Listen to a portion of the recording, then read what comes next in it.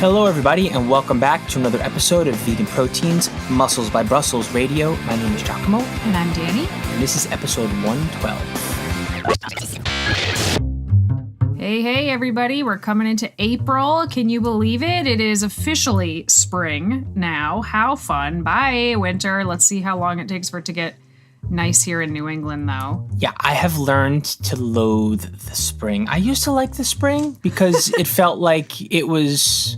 I don't know, think of an expression. It's getting warmer. It's time to get to the summer. But to me, the spring is not a thing here. It's like just an extended winter. It's very short. It's miserable. It's very short. It probably won't actually feel like spring until May. May is usually really nice here. And then June, you're like, oh, and it's summer. And it's super duper summer. And then it just stays summer until like September, late September, but October is beautiful also. So I just live here for October is what I'm getting at. Yeah, and I don't know. Do we have anything?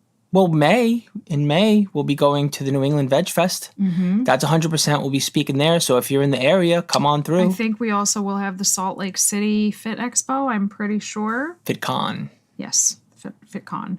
And also, of course, Desmond turns 4. It's a big month. It's a big month for Desmond. It sure is. I'm trying to think. Oh, my gosh, the years, because he shares a birthday with my mother. Mm-hmm. I don't even know. She's 60-something. 60-something. Got any spring goals coming up? Oh, gosh. Well, I am super curious to see how I will be feeling by then and what my body composition will be like. I feel like, that's going to be about like the 6-month mark. So I should be fully recovered, which means my body should be working well in every single way. Right now I look healthy because I have weight on me again. I don't feel healthy yet. So it's a process. When you compete, whoo, boy, does it really take everything out of you. So, but yeah, by April, I should be feeling good. I'm super curious to see what things will look like. I should be able to push for lots of strength and lots of muscle and really shape things up. What about you? I actually was thinking more along the lines of gardening. I'm very excited to be working on the garden again this year. I know last year we had hoped to get a couple of fruit trees planted. That didn't happen. So I'm hoping that we can get a couple of those back there this year. And last year was not a super successful gardening year, largely because our beds weren't full enough. So I think that's going to be fixed this year. I love gardening. I absolutely love it. So I'm really looking forward to it. Did you garden when you were a kid? A little bit. Just a little bit. What'd you plant? Tomatoes and zucchini, strawberries. Did you get a yield? Yes.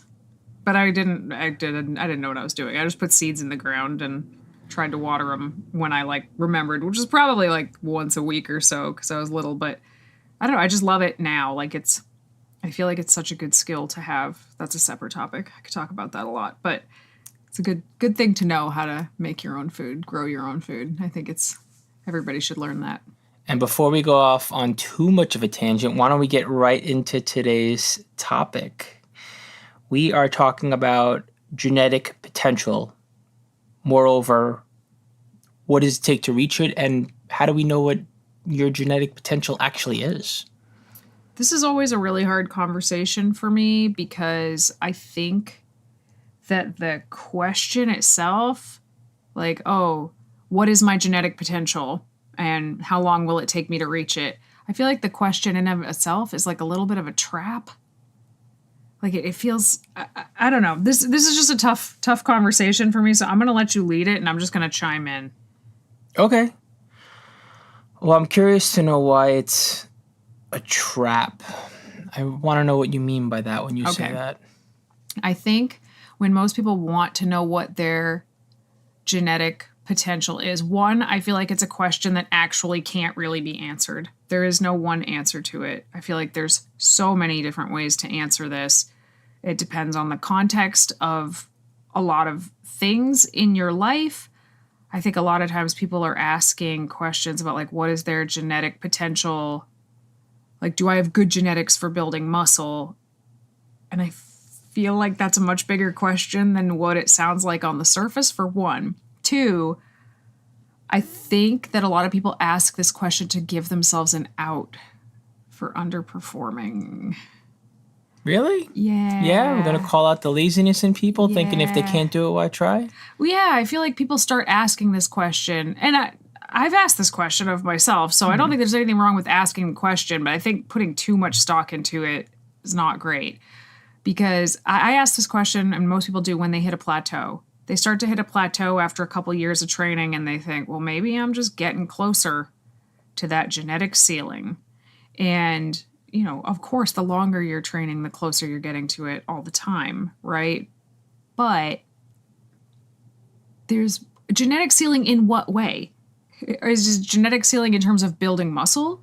Is it the genetic ceiling in terms of getting stronger or faster or more mobile or more powerful? Like, it's this big blanket question. So I just feel like asking it just feels like a trap. The question just feels like a trap to me. I don't know how to explain it more than that. Well, sure. Why don't we lead with how much muscle you can put on? We'll keep it simple before getting too abstract with how fast can you be or mobile or this or that. And we'll start with some really simple, I don't want to say fact, but generally Ranges. speaking. How about that? Range. Generally speaking, we're looking at around men having approximately 40 to 50 pounds of muscle that they could put on in a lifetime, and women 20 to 25 pounds of muscle, right? And there are all kinds of calculators out there where you can, say, enter in the circumference of your wrists and your ankles. Pause, because I went to that calculator, and guess what it doesn't ask you? If you're male or female. So it said my genetic potential based on my wrists and ankles and height and everything was I could have 170 pounds of lean body mass. You're just not trying hard enough, Danny. So, God damn it. Why does everything in the strength and fitness world have to skew towards men? It is infuriating. Maybe there is a calculator out there that takes your sex into account, but that one, the big one that everybody uses, ain't it? It's just for men. Continue. And also, there's another way to measure your potential, which the formula is called the FFMI, or the Fat-Free Mass Index.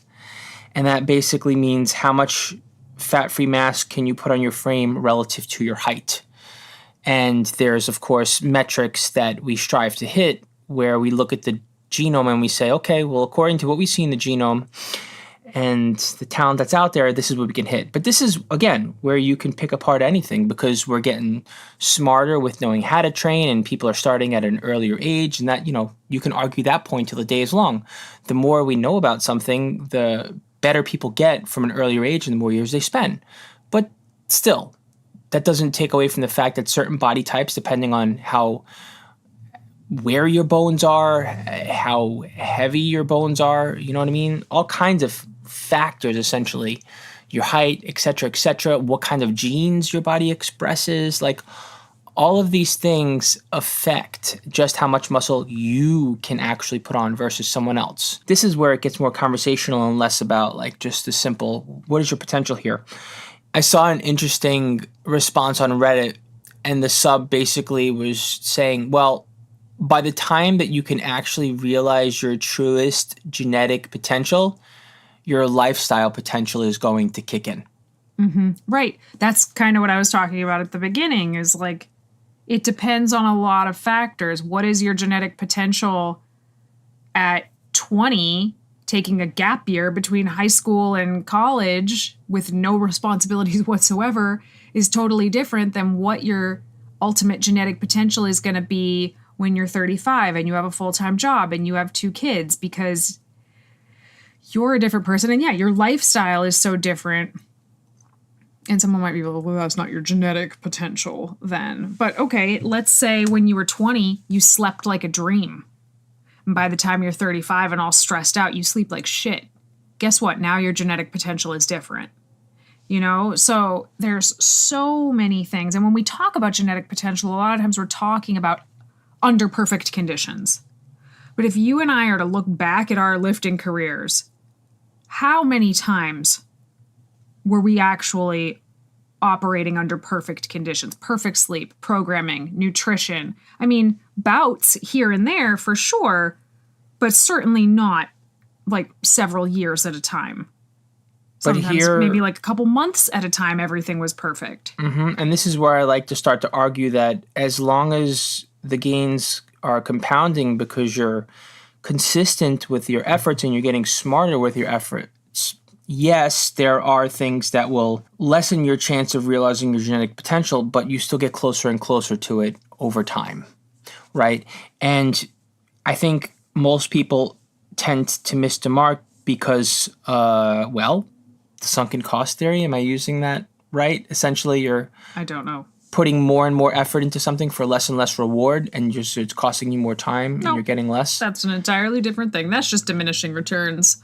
But sunken cost is when you are doing something that isn't working, but you've been doing it for so long that you're like, I'm not quitting on it now. I put too much time into this. Well, that's the sunken cost. Exactly. Theory. And that's what I'm trying to get into here. It's like, well, you're not really going to get the outcome because your returns are diminishing, but you keep putting more and more effort into it. And so then eventually you just stop. Mm-hmm. Right? And that's obviously not what we suggest. We suggest like you can get there, and there's so many moving parts that are involved. Like how could you get there in a linear fashion? Even lifestyle aside, there's so much to learn along the way. Oh yeah. There's so many mistakes to make. Well, I have a list, I might not have been super psyched to have this particular conversation, but I'm not going to show up without a list. So sometimes people will email us or they'll fill out a coaching inquiry, and one of the questions is, do you think I have good muscle building potential? Like, do I have good genetics for muscle building? And it's an impossible question to answer based on just an application and a few photos, because there's a lot of genetic components we can't see with the eyes. In fact, there's only a few that we can see with the eyes. So I'll start with the ones that we can see. Your bone structure, right? You can see someone's frame just by looking at them. If they have wide shoulders and narrow hips, they're going to do better in bodybuilding than someone with narrow shoulders and wide hips. Okay, that's pretty easy to see. Muscle bellies, where your muscle insertion points are. If it's a flexing photo, we can see like you have high lats. That's not gonna look great. Or you have really great bicep peaks. Cool, like you have good muscle bellies for muscle building. But there are so many things that we can't see, right? Your mental strength. There is a genetic component to how mentally tough somebody is. And if somebody has great bone structure and great muscle bellies, but like crappy mental strength, they're not going to reach very far down this genetic ceiling pathway. Wait, what is genetics and mental strength? How do those two correlate in your mind? There are studies that show that some people genetically are just more mentally tough than other people. Like it's coded in their DNA. There's a name for it, and I can't remember what it is right now. Can you change it? Oh, I'm sorry. I mean, yes, there's a lot of these things that you can work on, right? We can always get better at these things, but it's like you're starting in a different place. Yes. Basically. It's kind of like how different people have different pain tolerances. Yes. How much mental toughness, how much mental stress can you endure? Because building muscle requires quite a bit of mental toughness. Right. And if you're just not that tough, that's not working in your favor, right? Right. Okay, I got you now. Thank you. There's also your genetic ability to withstand injury. Okay, some people genetically, maybe they don't have great elastic tissue, collagen, elastin, all of that stuff. They're probably going to get hurt doing the exact same thing that the person next to them is doing that has better connective tissue. Genetically, that person has the advantage. But you can't see that. You might not even know that ever. You might not know it ever. But if two people are doing the same thing and one person's going to get hurt and one person isn't, who has the genetic advantage here? Obviously, the person that can withstand the injury. The types of muscle fibers that you have. If you have more fast twitch muscle fibers in your body, you are going to have an easier time building muscle. If you have more slow twitch muscle fibers, you're going to have an easier time doing more endurance-based things. Did you geek out on this stuff when, like, in your early 20s? I mean, I remember scouring the internet, reading all kinds of articles like this. I was just obsessed with it. I wanted them to come take a slice out of my quad and tell me what I had. Yeah? I mean, I didn't do that. I did not know that. Yeah, I wanted to, it's kind of like how people get the 23andMe test. You just want to know everything, and then you get the results, and you're like, oh, guess none of this actually mattered, did it? Cool, I have wet earwax. Thank you, 23andMe. I probably could have figured that out, but... so yeah, muscle fiber types. That's genetic, right? Right. Your growth response to training. Some people just have a better response to training than other people. Some people are high responders to training and some people are not. You can't see that. Your hormones. Hello? Like, I'm not talking about taking hormones or anything. Just like your natural production of hormones is going to be different than to the person next to you. That's genetic. Right. Yes, lifestyle can alter that, but we all have a certain starting place. The number of muscle cells and satellite cells and the size of them that you have, the bigger that you have. The more you have built over time. You have a window of time where you can build them up much faster. Not to say you can, no matter where you're starting and no matter what age. However, there's something to be said for when you have a nice open window with low responsibility and you put in lots of time and effort and you're young and everything's working for you and boom, you build those cells. You will be at an advantage versus someone else who did not take the time building those cells up at a younger age. Yeah. And there's just other pieces, like how do you sleep? Are you a good sleeper? Are you a bad sleeper? I mean, I don't know if that's genetic. I can't say if that's genetic or not, but I think it's like patterns that you establish so young that it might as well be, or how do you handle stress? Or are you able to eat a lot of food easily? You're going to have an easier time building muscle. Like, there's just so many factors that go into it that I think like fat-free mass index and, a man can gain 40 to 50 pounds and a woman can gain 20 to 25 pounds. I guess that's a good ballpark to operate from, but it is so far from the entire story. And to answer someone's question, do I have good muscle building genetics? My answer is going to be, I don't freaking know.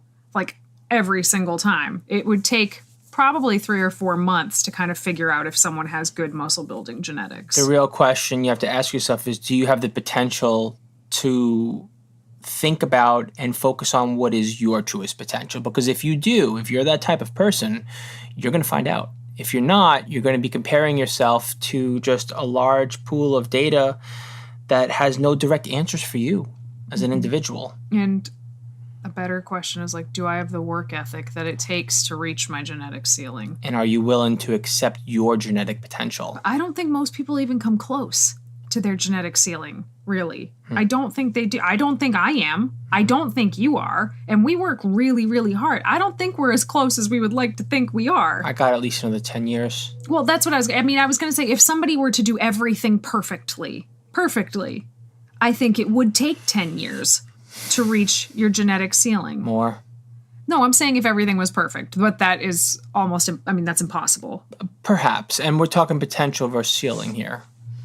Right. And obviously, the younger you start, exactly, the better. But yes, it's a tough conversation. But you did mention the amount of muscle you could put on in a lifetime. I'd like to break that down, if that's okay, into years, because I know we've talked about this in videos and other podcasts, but it's always a good refresher. In the first year of training, first serious year of strength training, a man can only gain 8 to 12 pounds of muscle. And all of these numbers can be cut in half for women. 4 to 6 pounds of muscle in a year, in the first year. A lot of people think, I gained 25 pounds of muscle my first year of training. No, you didn't. You might have gained 25 pounds in your first year of training, and I'm sure a good chunk of that was muscle, but a good chunk of that was fat, water, glycogen, inflammation, swelling. Like, it was not all muscle. You should still keep doing it, but I just don't want people to think, they said I could only gain 40 to 50 pounds of muscle, and I gained 25 pounds in one. So what do you think about that? And why bother calculating it in terms of pounds of muscle? You have mass on your frame that looks really nice because a chunk of it is muscle and it's hopefully shaping it's you. functional as well, and improving your quality of life. Yeah. So second year, 6 to 8 pounds for a man, 3 to 4 pounds for a woman. This, to me, around year 2, this is when you're probably going to start to look like you work out. Like just walking around. Might be like, oh, that person works out. Year 2. So a lot of people who are really early into their fitness, they might be really, really working hard at the gym and still be kind of disappointed. Like, oh, I just don't look like I lift. It's okay. It's coming. It is coming. I didn't look like I lifted for, about 2 years, I would say. And then finally it kind of was like, oh, that girl probably goes to the gym, and it wasn't until several years after that it was suddenly like, I mean, honestly, even in my regular, I wear baggy clothes all the time. I probably just look like a normal, non-athletic person. It's only in certain outfits where you would just look at me and be like, oh, that girl has muscles, It takes time. It takes time. Year 3, 4 to 6 pounds for men, 2 to 3 pounds for women. Year 4, 3 to 4 pounds for men, 1 to 2 pounds for a woman. And you see this is going down every year, diminishing returns, like you talked about. As somebody who's been training for a long time, if I could gain a couple of pounds of muscle in a year at this point, I'd be over the moon about it.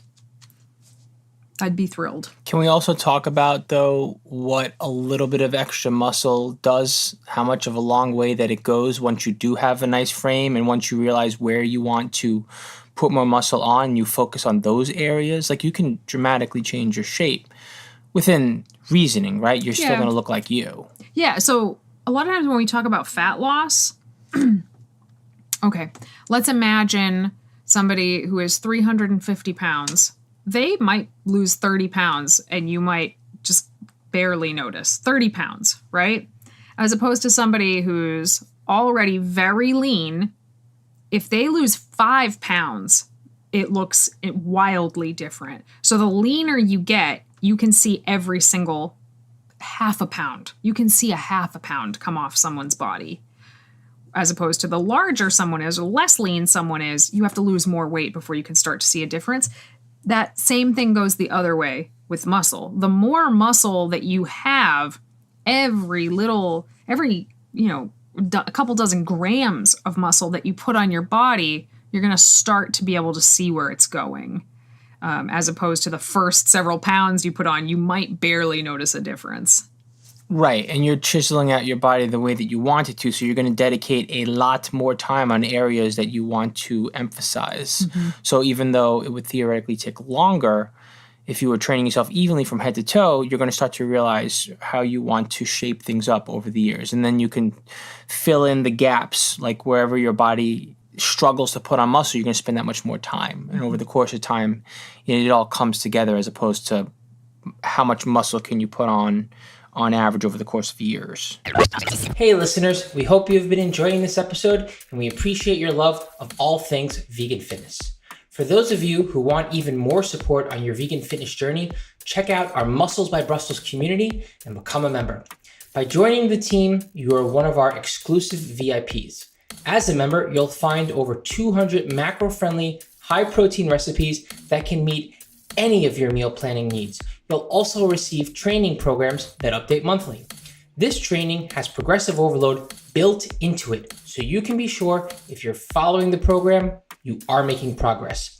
All of this and more is located inside our VeganProteins members-only app. As a Muscles by Brussels member, you'll unlock bonus courses, challenges, and more every month. You'll also be invited to our live Zoom video calls, which happen 2 times a month, and are absolute gold to those who show up. And if you can't make the calls, don't worry. You have the opportunity to email us whenever you want. You'll receive a video response to all of your questions from one of the coaches here at VeganProteins every time you message us. Members also receive 40% off many of our other services. And of course, our private community of like-minded individuals is like no other. Best of all, you can try this membership out for a full month at no cost to you with this special offer for our listeners only, because we appreciate and want to fully support you. Use the link in our show notes to sign up for your free trial today. We hope to see you on our next live coaching call.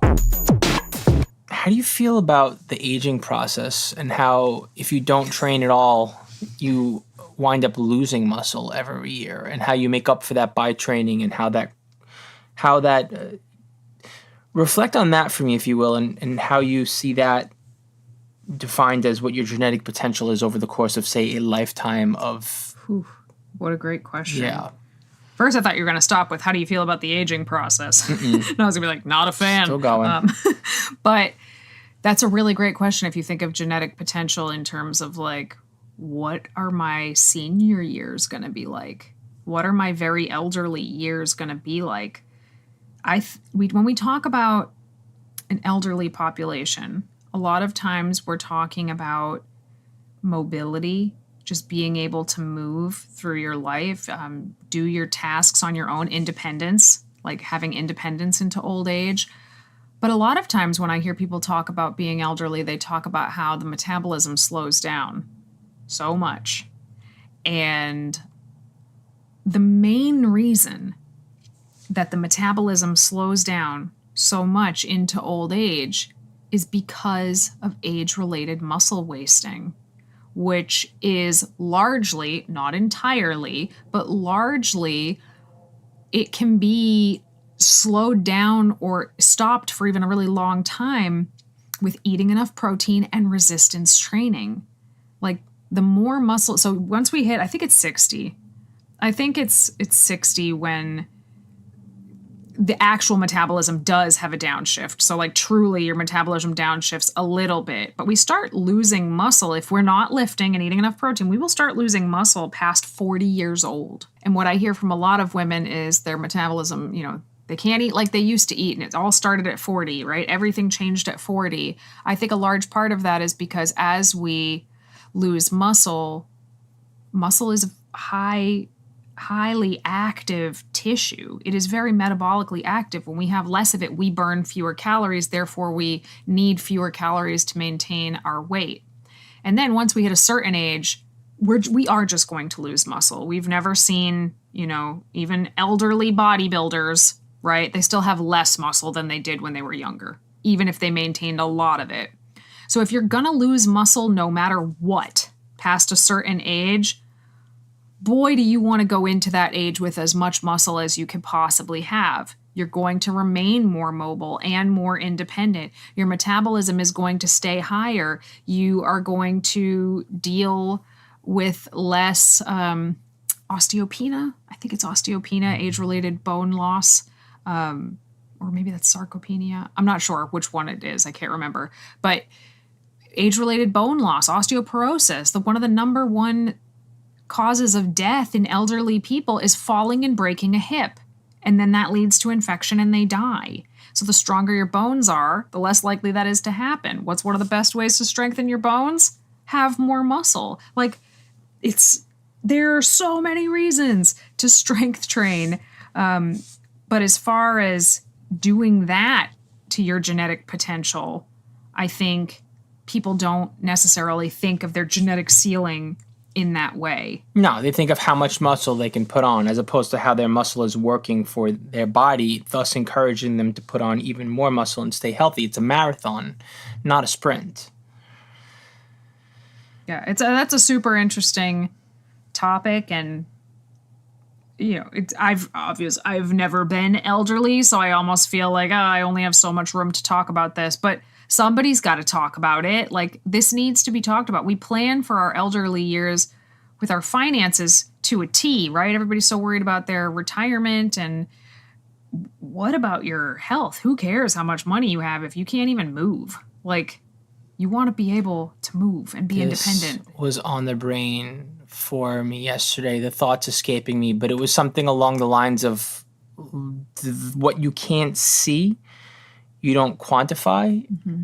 And it's like you look around and you think of yourself and you think of all that you've invested in having a healthy and strong body. You can't see that. People don't measure that. Mm-hmm. When they're young. They're just focused on trying to look good.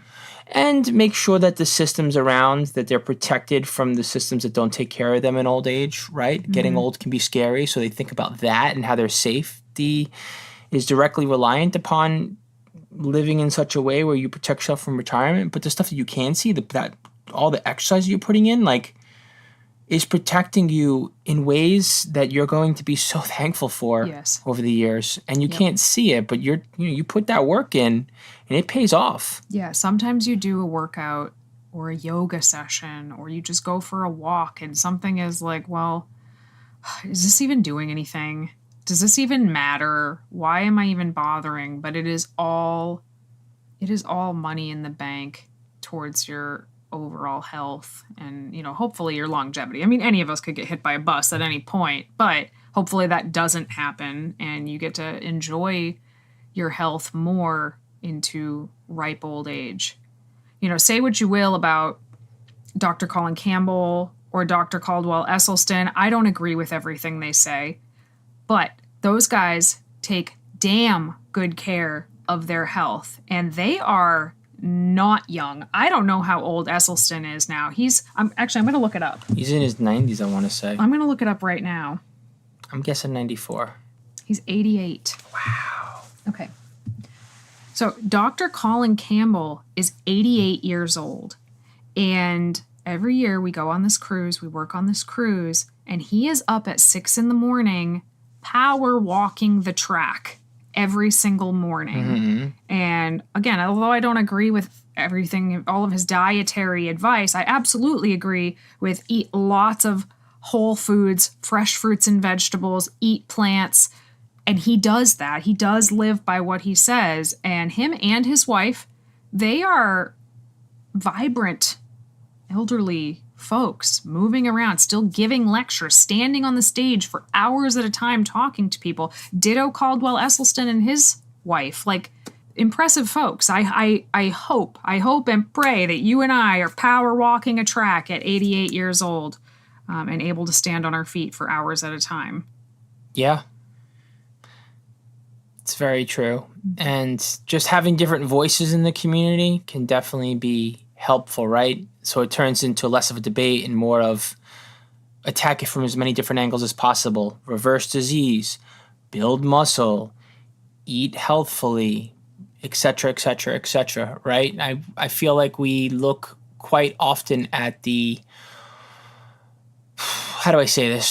dietary dogma that can result because there are different voices that need to be heard in the community, when in reality, if you just look at everything harmoniously, it's how do I say this, right? As opposed to like reversing disease and longevity and beating up your body and being super fit, like you attack it from all angles and it all gets put together instead of there being such divisiveness to like we get to a place where it's vegans attacking vegans because, you got to be one thing or the other. No, the truth is, it all gets put together and you can really realize your truest potential and, dare I say, even be superhuman when you realize that. No, am I reaching a little bit, Dan, you think? I would say you're reaching. I'm reaching. I'm being too optimistic here. Sorry, I digress. Anyways, we could just talk away at this, but I think really when it comes to genetic potential and putting muscle on, you're more capable than you think you are. Get past the 5-year mark. Understand that the rest of it is going to be a dig. Know that you're going to wind up filling in the gaps as far as where you didn't apply enough intelligence to your training, where life was stressful and you didn't have the healthiest eating habits, where you spent years perhaps not being well rested and properly hydrated. You learned your biomechanics and how to move well. Like, there are so many things along the way. It is a patient, long haul, long road to you realizing and reaching your genetic potential and your genetic ceiling. There's nothing wrong with pushing for that. All right, moving on to our question and answer segment. Here we go, Giacomo. Does bloating from protein powder go away if you eat the same one every day? The same one meaning the same protein powder? Yes. I'm going to go with no. Because if you're getting bloating from protein powder, it's probably because of the fact that you're consuming protein in isolation. Also, it could be the type of protein powder. Certain types of protein powder are harder to metabolize than others for some people, like pea protein. Starchier protein powders are a little harder to metabolize. As opposed to, say, rice protein, which seems to be a lot easier for people to break down. So that said, I'm thinking maybe we're not considering protein powder and we're considering getting in a certain amount of protein.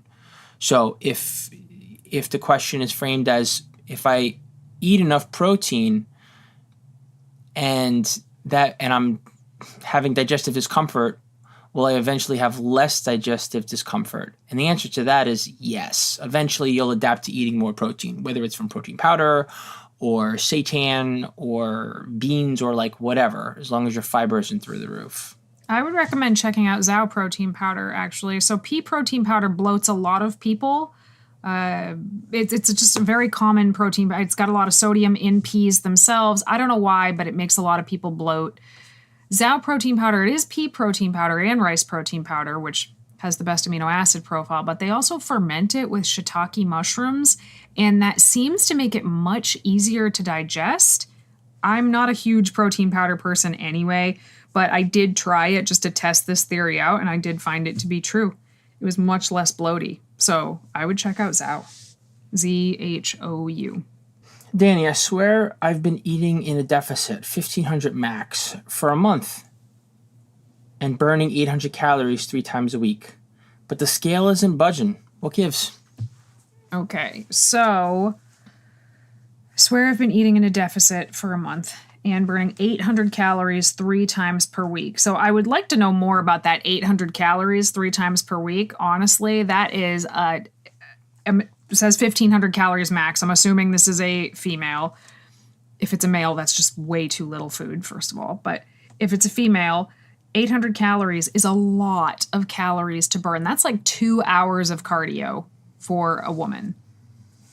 Weightlifting doesn't burn that many calories, really. Like anywhere from 75 to maybe 250 calories in a whole weightlifting session for a woman. Like, we're not lifting for the calorie burn. So I guarantee you that 800 calorie output, unless you are training for 2 to 3 hours a day, that is off, for one. But it certainly sounds like you're training very hard 3 times a week. And maybe this is, it's only been a month. You could be retaining a lot of water. It sounds like if this is a small amount of calories for you and you're working out really hard and it's a brand new diet, your body's probably like, whoa, what's going on? And it can cause a lot of water retention. And to me, retaining water inside of 4 weeks and not seeing the scale drop is not that strange. I would say maybe take it a little bit easier on the training sessions themselves. Make sure you're staying super hydrated. The fastest way to get water out of your system is to drink more water. So there's that. Of course, I would always recommend really, really fact checking how many calories you're taking in also. So my gut says there's a drop coming. It just hasn't come yet. But if it doesn't come in the next week or two, take a look at those calories, because if it hasn't changed in like 5 or 6 weeks at all, you're not in a deficit. You think you're in a deficit, but you're not in a deficit for one reason or another. Either you're eating more than you think you are, you're burning less than you think you are, or your caloric needs are lower than you think they are, or any combination of those 3 things. If you are in a caloric deficit, you will lose tissue. Hopefully that tissue is fat, but it could be muscle as well if you're not eating enough protein. But, water can hang around on your body for a little bit and kind of mask that, make you think nothing is changing when actually you have been burning through fat. I would say, like, how are your hunger signals? Because if you're losing body fat, you're probably feeling a little bit hungry. If you're not feeling hungry, you're probably not burning through what you think you are. So, yeah, so kind of 2 different answers there, but hopefully that's helpful. All right, everybody, thank you so much for tuning in to another episode of Vegan Proteins Muscles by Brussels Radio. Feel free to reach out to us at veganproteins.com. We have all different kinds of coaching for all different goals, levels, and budgets. So you could just hit the contact button there and we'll be happy to help you. You can also find us on Facebook, Instagram, and YouTube at Vegan Proteins and at Muscles by Brussels. If there's anything you'd like to hear, please let us know. Once again, thanks so much for tuning in. My name is Danny. And I'm Giacomo. And we will talk to you soon.